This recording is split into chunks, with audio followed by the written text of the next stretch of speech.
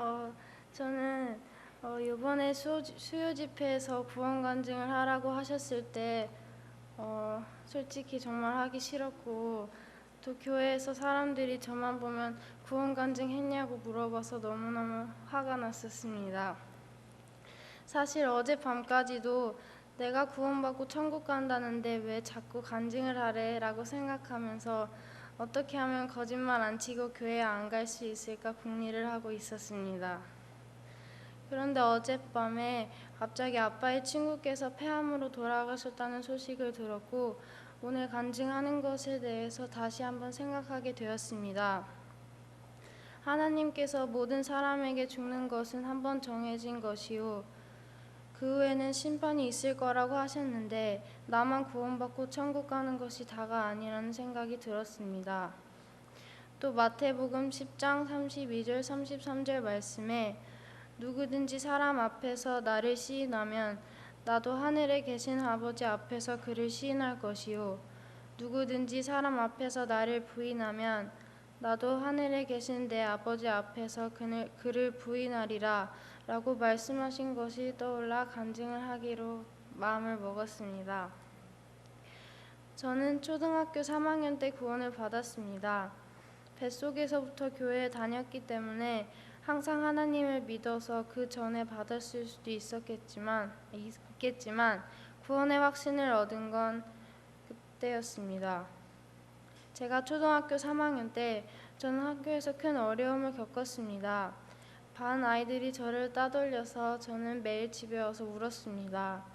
이 일이 있기 전까지는 하나님을 한 번도 간절히 찾지 않았는데 제 마음이 낮아져서 구원해달라고 간절히 기도했습니다.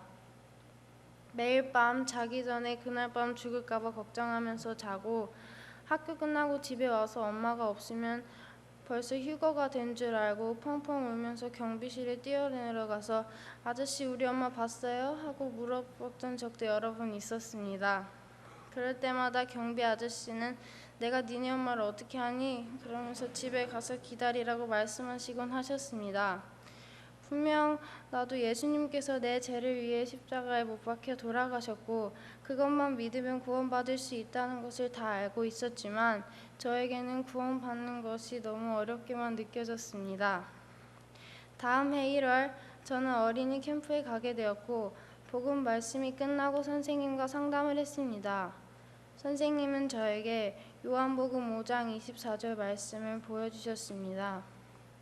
내가 진실로 진실로 너희에게 이르노니 내 말을 듣고 또 나 보내신 이를 믿는 자는 영생을 얻었고 심판에 이르지 아니하나니 사망에서 생명으로 옮겼느니라. 말씀을 읽고 하나님의 저의 마음속에 들어오셔서 평안을 주시는 것이 느껴졌습니다. 이렇게 구원이 쉬운 건지 몰랐는데 이젠 죽어도 천국에 갈 수 있다는 사실이 너무 확실해져서 행복했습니다. 누군가가 유나야 구원 받았어? 하고 물어봐도 당당하게 네 라고 대답할 수 있었고 더 이상 두려운 마음과 답답한 감정은 제 마음속에 없었습니다. 구원을 받고 기쁨에 찬 마음으로 집에 돌아와 성경도 읽고 기뻐하며 살았는데 시간이 지날수록 기쁜 마음은커녕 다시 원래대로 돌아가는 듯한 기분이었습니다. 어떨 때는 구원받은 것 같고 실망스러운 제 모습을 볼 때면 구원의 확신이 들지 않았습니다. 구원받기 전에 고민했던 것처럼 제 마음은 정말 답답하고 하나님이 원망스럽기도 했습니다. 한편으로는 빨리 구원의 확신을 받아 더 이상 고민하고 걱정하고 답답한 마음도 지워버리고 싶었지만 제 마음 한 구석에는 구원받은 자녀의 삶에 대한 두려움도 컸습니다. 하나님도 모르고 교회도 안 다니고 이런 걸로 고민 안 해도 되는데 주변 사람들은 자기 마음대로 살고 하나님 감사 받을 필요 없고 기도하며 하나님 뜻도 엿잡을 필요 없으니 정말 편하고 자유로울 것 같았습니다. 도대체 나는 왜 이렇게 복잡하고 구속받는 삶을 사는 것인지 모든 것이 원망스럽고 짜증나기 시작하면서 저는 하나님으로부터 멀어진 삶을 살고 싶었습니다.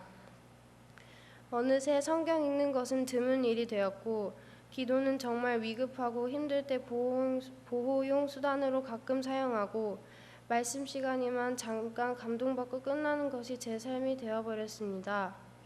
제 자신이 이러고 있는 모습이 미련하고 이러면 안 되는 것도 다 알았지만 하나님 뜻대로 사는 것이 싫었습니다. 교회에서 하나님을 섬기며 살아가는 사람들의 모습이 꽉 막혀 보였고 하고 싶은 것은 하나도 못하고 사는 것처럼 보였습니다. 저는 점점 남을 판단하기 좋아하고 이 사람 저 사람 흠잡기를 즐거워하기 시작했고 모든 것을 부정적으로 바라보는 사람이 되었습니다. 하나님으로 향한 제 마음문은 꽉 닫혀 있었고 아무런 말씀도 충고도 귀에 들어오지 않았습니다.